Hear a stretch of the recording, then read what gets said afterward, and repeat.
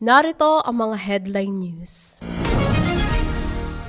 Ang Tyrannus School 3-day weekend age na nagsasanay ng mga remnants upang tumayo bilang mga spiritual summit, skill summit at cultural summit na magliligtas ng 237 at 5,000 sa pamamagitan ng tanging gospel ay maayos na nagtutuloy-tuloy. At nitong nakaraang linggo, ang tema na ipinahayag sa pulpit message ay mula sa ikawalo sa 10 misteryo ng pagiging anak ng Diyos. Summit. The Eternal Answer of the Spiritual Summit. Mula sa Jeremiah chapter 1 verse 5 at Philippians chapter 1 verse 9 to 11. Magandang araw. Narito ang OLMC News. Ang Tyrannus School 3-day weekend age na nagsasanay ng mga remnants upang tumayo bilang mga spiritual summit, skill summit at cultural summit na magliligtas ng 237 at 5,000 sa pamamagitan ng tanging gospel ay maayos na nagtutuloy-tuloy.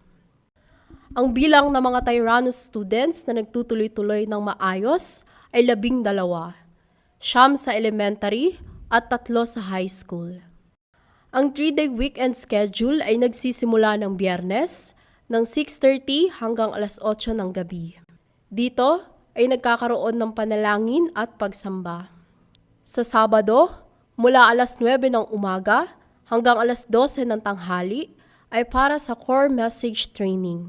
Sa alas 2 hanggang alas 5 ng hapon ay remnant message worship at pagpapractice ng way of salvation. Pagkatapos ay forum.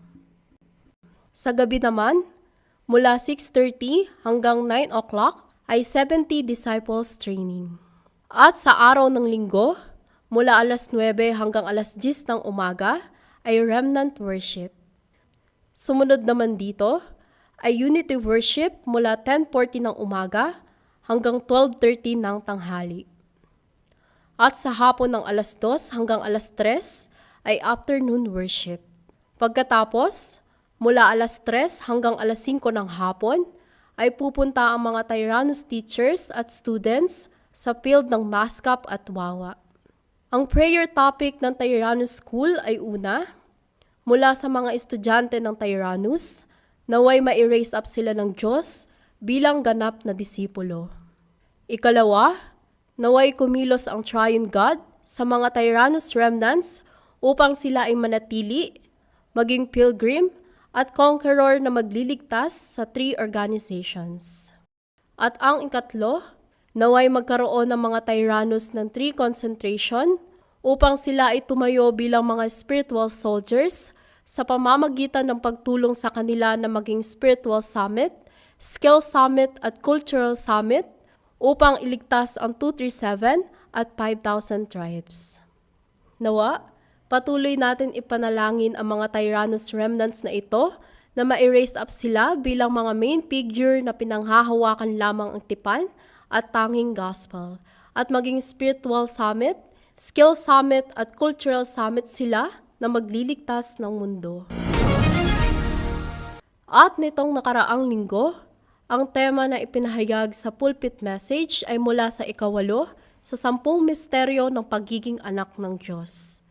Summit, the Eternal Answer of the Spiritual Summit, mula sa Jeremiah chapter 1 verse 5 at Philippians chapter 1 verse 9 to 11.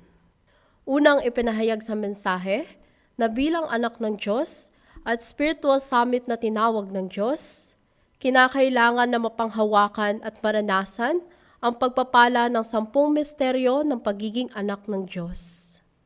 Ang ikalawa, bilang mga spiritual summit, kinakailangan palitan ng lahat ng mga maling imprint, root at nature sa salita at panalangin. Ikatlong ipinahayag sa mensahe na bilang spiritual summit, kinakailangan na matamasa mo ang mga pagpapalang natanggap sa summit na inihanda ng Diyos. Ang apat, kinakailangan gawin ng summit movement ng globalization, thronization, at summitization upang iligtas ang panahon at ang mundo. At huling ipinahayag sa mensahe na maging main figure na ma-overcome ang 3 barriers. Announcement. Mamayang alas 2 ng hapon ay 6 District Group Devotion Worship Offering. Mamayang alas 7 ng gabi ay mayroong Philippine Remnant Summit Prayer Meeting ng online Zoom para sa paghahanda sa Philippine Remnant Conference. Panalangin rin natin ang pagtatayo ng Southeast Asia Mission Center sa Clark, Angeles. Sa September 3 hanggang September 6 ay Mindanao PRTS at Regional Church Ministry. Sa September 9, Lunes, ang balik ni Pastor Kim sa Pilipinas. Sa September 10 hanggang September 13 ay Cabalatuan, Llanera at Bolinao, Santiago Ministry.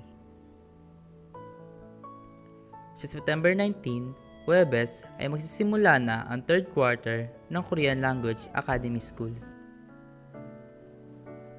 Sa October 25 ay PLMC Anniversary Worship.